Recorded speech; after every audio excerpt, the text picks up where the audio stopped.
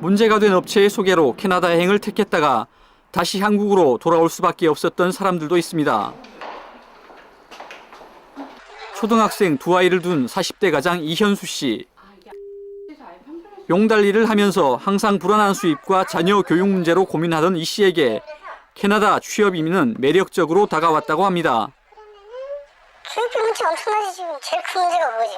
아는 사람이 이런 데가 있다. 그래서 가봤더니 조건은 좋잖아요. 이제 광고 내용대로 하면은 좋아요. 그래서 결정을 한 거죠. 다 된대.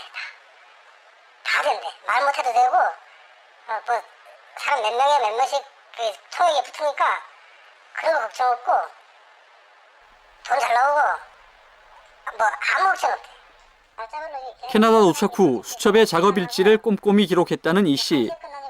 사기절 내내 일정한 수입이 가능하다는 말과 달리 그가 처음 3개월 동안 일한 날짜는 고작 45일에 불과했습니다. 동절기 공사를 못하니까 사업자를 보고 그래서 단기 매매라는 걸 알았고 세무서에서 전화를 왔으니까 완전히 수협 매매를 하는 거죠. 실업수당 받아먹으라. 그래서 전화한 거죠. 가족들과의 약속을 지키기 위해 어떻게든 캐나다에서 성공적으로 정착하고 싶었다는 이 씨. 하지만 늘어가는 생활비와 불투명한 취업 가능성에 결국 8개월 만에 한국으로 돌아와야 했습니다. 3월달에 3월에서 손대가지고 돈을 다 떨어지고 하스피도 못 내고 있는데 그래가지고 나는 돈 없어서 못 간다. 나 그래서 들어왔어요 그때. 더 나은 생활을 꿈꾸며 떠난 이민은 결국 절망이 되어 되돌아오고 말았습니다. 요즘 빵꾸났다니까 적자라니까 항상.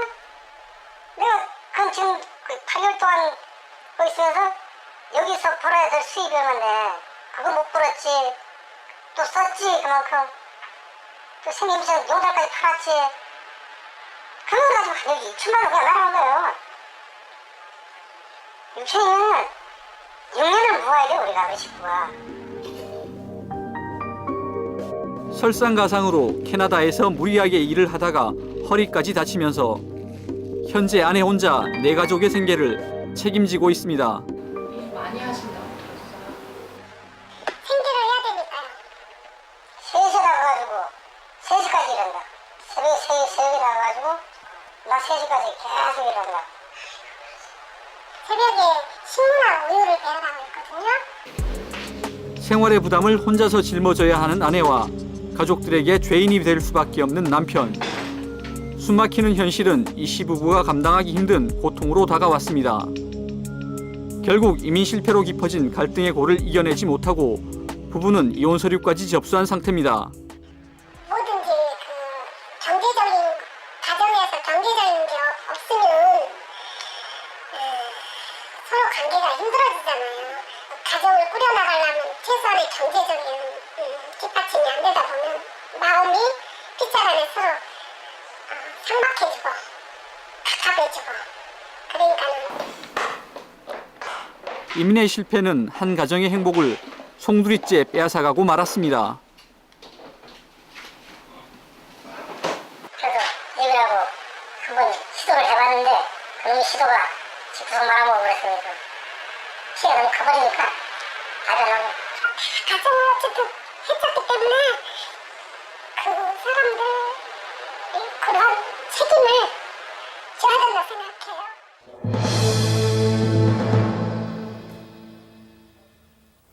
네, 강성훈 프로듀서.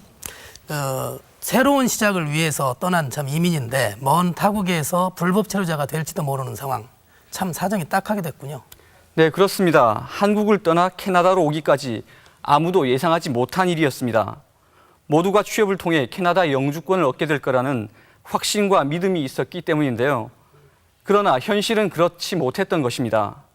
현재 일부 이민자들은 캐나다 현지에서 추방될지도 모른다는 불안과 영주권 취득이라는 기약 없는 기다림 속에 하루하루를 어렵게 생활하고 있습니다.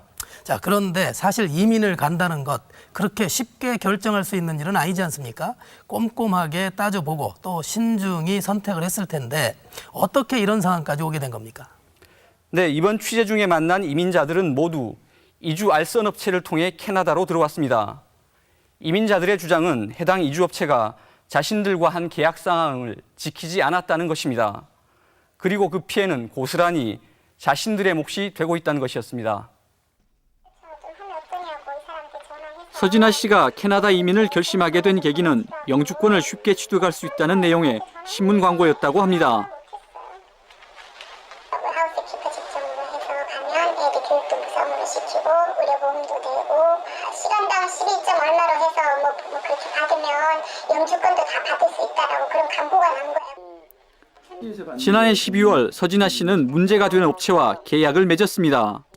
국내에서 필요한 절차를 모두 완료한다는 조건이었습니다. 다른 데는 바로 나가라고 그러는데 바로 와서 현지 와서 비자를 받으라고 그러는데 걔네들은 한국에서 모든 걸 해주겠다 그러기 때문에 걔네들이랑 계약하고. 캐나다 해외 취업의 절차는 우선 현지의 고용주로부터 고용 제의를 받아야 합니다. 그리고 고용주는 노동청에 외국인 고용에 대한 노동 승인서를 요청합니다. 이를 가지고 신청자가 마지막으로 취업 허가서를 취득해야 현지에서 합법적으로 일을 할 수 있습니다. 서 씨는 계약한 지 이틀 만에 에드먼턴에 있는 한 호텔에 취업이 확정됐다는 연락을 받았습니다. 12월 5일 전화가 와서 축하드립니다. 고용주가 확정되었고 작업표는 곧 메일로 보내드리겠습니다. 그래서 2차 계약금을 송금 부탁드립니다. 그래서 약 600만 원 돈을 다시 보냈죠. 그런데 업체 대표는 갑자기 서 씨에게 방문 비자로 입국한 후 현지에서 수속을 밟을 것을 권유했다고 합니다. 훨씬 진행이 빠르다는 것이 이유였습니다. 그때가 아마 1월 말이었죠. 나보고 관광으로 들어가라는 거예요. 관광으로. 캐나다 가서 저 모든 걸 하라고. 그래서 저는 못한다고 돈 돌려달라고. 나는 애들 데리고 그렇게 무모하게 나는 할 수 없다.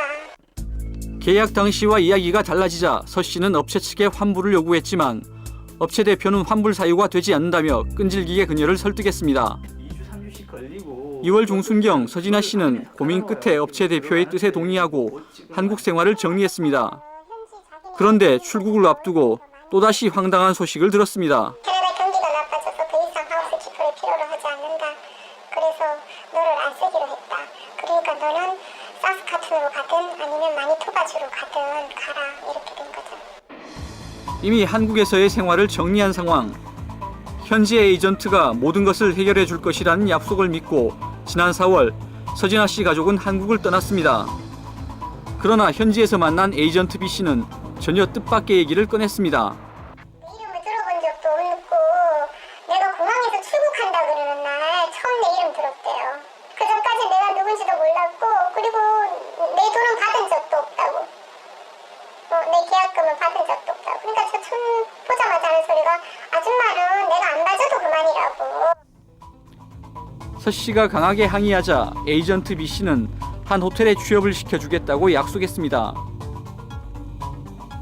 3개월 동안 약속을 믿고 기다렸지만 차일피일 미뤄질 뿐 실제 취업은 이루어지지 않았습니다. 사장 얼굴도 본 적이 없는 거예요. 그래서 제가 이사장한테 나는 사장을 봐야 된다. 사장 안 만나면 난 너네랑 더 이상 일 진행 안 하겠다. 한국에다 나도 소송하겠다고. 그랬더니 내일 사장 만나 이렇게 생각을 하더라고요. 그러더니 그 다음날 가버렸어 그냥. 사장도 못 만나고. 에이전트 B 씨는 변호사 비용 등 추가 수송료만 챙기고 결국 사라져버렸습니다. 화가 난 서 씨는 국내 업체에 항의했지만 계약서상 취업은 현재 에이전트의 책임이라는 답변이 돌아왔다고 합니다. 우리는 한국에서 한 일을 모두 했고 캐나다에서 진행되는 일은 모두 책임이 되는 거예요. 그래서 제가 거기다가 답을 하기를 우리는 를 직접 보고 우리가 계약을 한 게 아니라 너네다. 우리는 너네를 믿고 계약을 했지 알아서 개인적으로 계약을 한 게 아니지 않냐 이렇게 이야기를 했는데도 불구하고 아니라는 거죠.